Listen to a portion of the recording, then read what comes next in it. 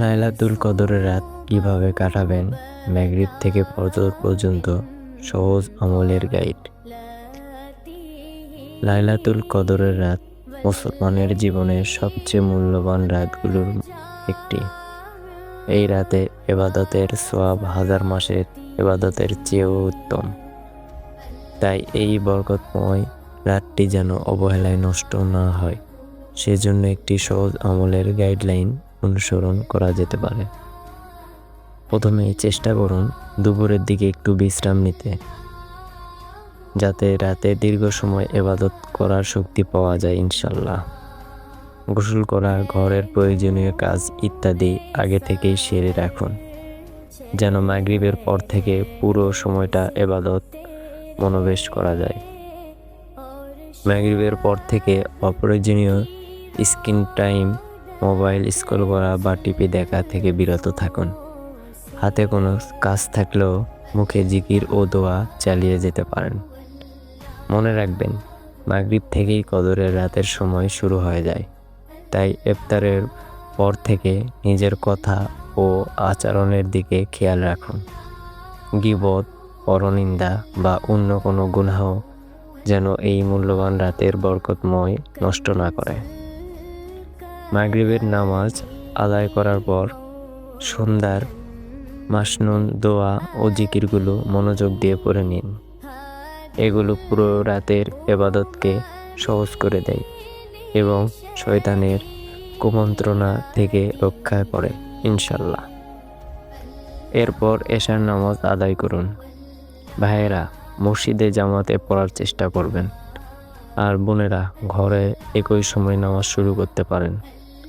এতে করে সতেজ মন ও শক্তি নিয়ে দীর্ঘ সময় ইবাদত করা সহজ হবে। এশার পর কিছুটা বিশ্রাম নিতে পারেন। এরপর কদরের নিয়তে 2 রাকাত করে নফল নামাজ আদায় করুন। নামাজের পর সম্ভব হলে কোরআন তেলাওয়াত করুন এবং রাত 12টা বা 1টা পর্যন্ত কোরআন পড়তে পারেন। রাত 1টা থেকে 2টা পর্যন্ত জিকির ও দোয়ার সময় দিন। এ সময় বেশি বেশি পড়তে পারেন সবচেয়ে গুরুত্বপূর্ণ দোয়া, আল্লাহুম্মা ইন্নাকা আফুন তুহিব্বুল আফওয়া ফাফু আন্নি। অর্থ, এ আল্লাহ, নিশ্চয় আপনি ক্ষমাশীল, ক্ষমা করতে ভালোবাসেন, তাই আমাকে ক্ষমা করুন। এছাড়াও বেশি বেশি পড়তে পারেন সুবহানাল্লাহ, আলহামদুলিল্লাহ, আল্লাহু আকবার 100 বারের বেশি, লা ইলাহা ইল্লাল্লাহু 100 বারের বেশি, আস্তাগফিরুল্লাহ যত বেশি সম্ভব, দরুদ শরীফ বেশি বেশি, সুবহানাল্লাহি ওয়া বিহামদি কমপক্ষে 100 বার, সুবহানাল্লাহিল আজিম ওয়া বিহামদিহি কমপক্ষে 100 বার।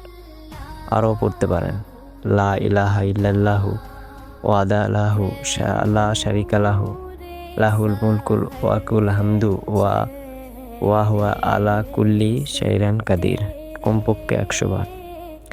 দোয়া ইউনিস, লা ইলাহা ইল্লা আনতা সুবহানাকা ইন্নী কুনতু মিনাজ জালিমিন, লা হাওলা ওয়া লা কুওয়াতা ইল্লা বিল্লাহ যত বেশি সম্ভব পড়তে পারেন।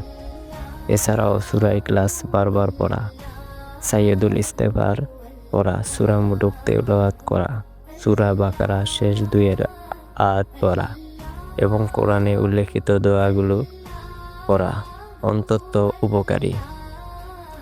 জান্নাত প্রার্থনা এবং জাহান্নাম থেকে আশ্রয় চাওয়া অত্যন্ত গুরুত্বপূর্ণ।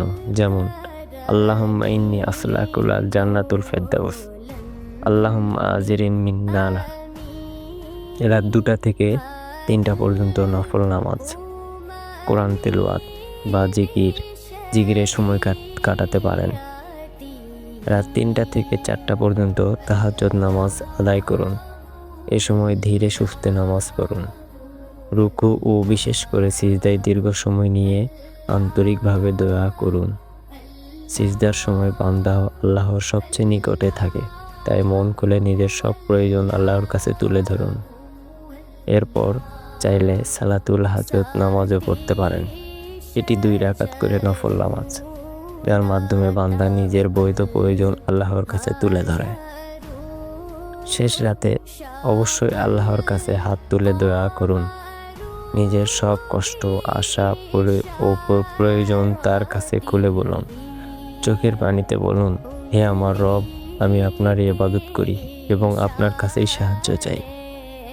এরপর সাহারি গ্রহণ করুন এবং ফজরের নামাজ আদায় করুন।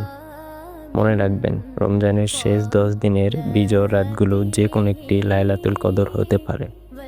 তাই এই বরকতময় রাত মিস করতে না চাইলে শেষ দশকের বিজয় রাতগুলো বিশেষভাবে এবাদতে মনোনিবেশ করা উচিত। আল্লাহ আমাদের সবাইকে লাইলাতুল কদরের বরকত লাভ করা তৌফিক দান করুন। আমিন। সাহাবের নিয়তে পৌঁছে দিন সবার কাছে এবং আপনাদের কাছে রিকোয়েস্ট, এই পোস্টটি অন্যদের কাছে শেয়ার করুন যাতে আরও আমাদের ভাই বোনেরা এই পোস্টটি পড়ে উপকার হতে পারে। সবাই বেশি বেশি ইবাদত করুন।